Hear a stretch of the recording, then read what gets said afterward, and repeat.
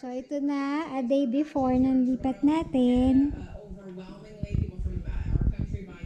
So, after 4 years, lalayas na tayo. Ito na yung araw ng paglipat natin. So, ayan. Bale, 5 ang maliliit na luggage namin. Yung isa ay nasa sasakyan na. At marami pa rin. Namumroblema ako kung paano ko pagkakasyahin to. Kasi marami pa rin itong mga maliliit. Yan. So, dapat nakarating na kami doon. 1.5 hours lang naman yung biyahe. So, bago tayo umalis, mag-house tour ulit tayo sa empty house.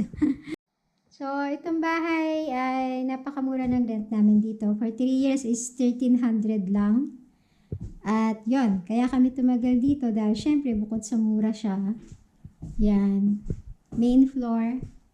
May isang house sharing pero nauna na umalis yung kasama namin. At ito yung kwarto ng anak ko. So, bakante itong bahay na to guys. Sa mga interested na mag-rent nito. Dito po ay sa London. Yan. Maganda yung bahay na to. At ito yung pool. Sarado pa siya, pero i-open nila yan next month para makita ng mga gustong mag-rent. Kasama na po itong mga gamit. Ito maganda dito pag nag-rent ka, is kasama na yung mga gamit. So, pang newcomer talaga. Para sa mga student. At ito yung 3rd bedroom. So, yung basement nito pala ay hindi pinaparent kasi ginagamit siya ng may-ari pag nandito siya. So, una itong umalis. So, ayan guys. May hinantay lang ako laundry sa bedsheet para wala kaming dadalhing maruming damit. So, ayun maganda sa bahay na to. May appliances na siya. May TV, cooking, yung wala ka na talaga kailangan bilhin. Sisindala namin talaga dito ay isang kotse lang yun. Yan, yung 4 na bagahin namin. So, yan. Nagluto lang kami ng breakfast. So, yung lilipatin namin is wala kaming gamit, kundi ito lang. Mga basic na gamit, table, kama, wala pa. Bukas pa lang kami mamimili. Kasi kailangan namin hintayin matapos yung installation ng internet ko dun sa unit. At pansamantala, dito muna kami matutulog sa sahig. Pagdating doon, so maganda tong bahay na to. Nakakamiss kasi ito yung comfort zone ko na nakakapagpahinga talaga kami dito. Maganda tong bahay na to guys. Di pala kami nakaranas ng basement. Yung una kasi tinirhan namin is townhouse. Bago siya, pero sa north. Pero mas preferred ko to kasi tumagal kami dito. Kasi talagang privacy talaga. Wala, ang isa lang yung ka-share namin, yung kasama din namin dati sa una nire-rent namin. Pero last year pa siya umalis. We're signing off na guys. So ito na, nilinis ko na siya. Medyo maliliit na naman kami kasi ito na rin yung bigayan ng keys namin turnover. So, same day lipat na din. Kasi medyo malayo yung lilipatan natin. So, ayan. Check natin yung mga rooms. Dahil nilinis yan. Ayan. Nilinis ko pati itong bedroom number 3. At, bye-bye na. Bye room! So, ayan siya guys. Bye roomie! So, iwan natin bukas yan. At ito yung CR. Pinalitan ko na lahat yung mga bagong basahan na yan. So, may naiwan pa pala kaming hanger. Kunin ko to, sayang din kasi to. So, ayan. Problemado ako kung paano ako magkakasya sa kotse. Ganyan kadami yung gamit namin. So, yan. So, ang ganda ng weather. Talagang wina-welcome na kami umalis. So, mamimiss ko tong lugar na to. Dito kami nagstay ng 3 years. At mag-iiba na yung environment natin. Hindi na ganito katahimik. Yan. Ang ganda nitong neighborhood na to na sana marami rin naman ganito doon sa lilipatan namin. So, ayan siya guys. So, nakakalungkot ang araw na to. Hindi ako excited kasi hindi ako ganun nakatulog. Ba't kaya? So, ayan. Malinis na siya. Para nung kagaya nung dumating kami, ganitong ganito. At hindi na namin madadala itong halaman na binili ko. Artificial. So, papatayin na natin yung ilaw. Signing off. So, ayan. Napakaaliwalas talaga ng paligid, no? Kapag walang mga ganong gamit. So, ito na. Bye-bye! Ito yung pinakamagandang na-rent namin na luma. Second time na ni-rent namin. Simula nung dumating kami dito sa Canada. So, ito na kami guys. Nagkasya kami. Buti na lang maliit akong tao. Maliliit kaming tao. Kaya nagkasya. So, ayan. Hindi ako gano'n nakatulog kasi hindi talaga ako sanay sa ganitong sitwasyon na palipat-lipat.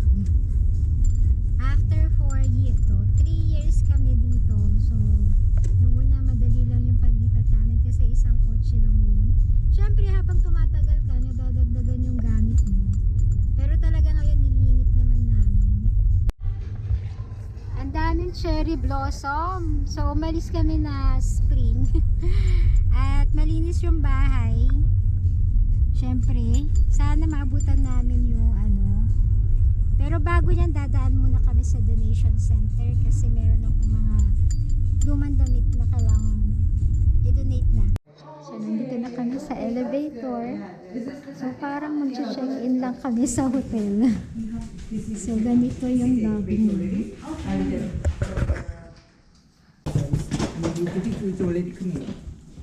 The floor is big. I don't think they mop the floor. Let me see if my taxi. They mop the floor. Ayan, meron na siyang curtain. So, nandito na. At least meron na siyang blinds. Naka-ready na talaga siya eh. So, ayan na. Ito na yung mga bagahe natin. May isa pang luggage na may iwan.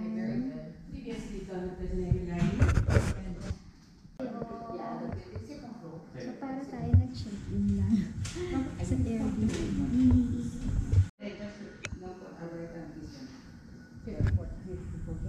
So, ito yung unang hakot pa. So, nakalimang hakot na kami. Di pa rin tapos. Siguro mga 3 balikan. 2 to 3 balikan pa. So, napakaganda nitong apartment na to. Tingin ko hindi na namin kailangan bumili ng bed frame kasi parang sisikip siya kung merong mga bulky object. So, okay na siguro sa amin yung mattress na lang. At, yun. So, wala na kaming dining table kasi plan ko is, yung computer table ko is dapat mahaba, malapat. Para yun na rin yung table ng lahat. Dining table, so yun na rin. At, ito yung computer chair ko. Ito talaga yung mga pinaka-bulky na dala namin. So, finally, natapos na yung hakot namin at nakakapagod. So, inatay na lang namin yung Rogers para ikabit yung Wi-Fi, yung internet namin kasi talaga yung may requirement. Tsaka ito yung maganda dito, kasama na sa rent namin yung high-speed internet daw nila. So, ayan. Yung nakasink niya, single. At ito yung standing shower. So, nagligpit na ako. Tapos na rin ako sa wakas. Ito ang gusto ko dyan. Wala pang ang bed. So, pinag-iisipan ko pa kung bibili ba kami ng bed frame. Kasi baka lumiit yung room namin. Gusto ko kasi yung maliit pero siya, yung maraming space talaga. So, ito yung common CR na ang gagamit lang dito ay ang anak ko. So, wala na kaming kaagaw sa CR. So, yun nga lang, no? Wala tong mga storage. Ganito lang siya. Pero okay na din siya, ha? Kasi matagal sila mag-CR, eh. So, ayan. So, ayan. So, ito ulit. Konti yung, marami naman siya storage, hindi ko lang abot tong sa taas. So, ayan. So, dito yung mga panglinis. Yung box ng monitor ko. So, basic lang kailangan namin. So, kung sakaling bibili kami talaga, gusto ko ganito na lang. Yung talagang ginagamit mo talaga, ha? yung mga kailangan mo. So, ayan. So, ito lang yung lutuan ko. Wala, kailangan ko rin kasi ng magagaan. Yung pang laga, yung pang oatmeal. At ito pala yung ano niya. Yung ref niya is pang matangkad. Di ko abot to. So, ito pa lang yung gamit namin sa sala. Hindi ko alam kung kailangan ko ba ng sala set. At saka sa ngayon, wala akong planong bumili ng TV pala. Kasi mas gusto ko yung sa projector. So, ito naman yung room ng anak ko. Malaki din yung room niya. So, ayan. Siya na nag-ayos niyan.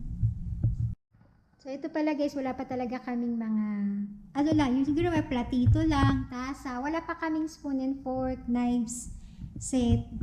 Siguro bukas pa lang namin siya bibilhin. Dahil wala na kaming time, kailangan mahintay namin ikabit itong mga Rogers na to. So, yan. Ganda talaga ng ganitong view. Nakaka-relax siya. Yung parang perfect to, lalo na pag ikaw ay work at home. So, kami kasi parehas kaming work at, yung mister ko kasi hybrid siya.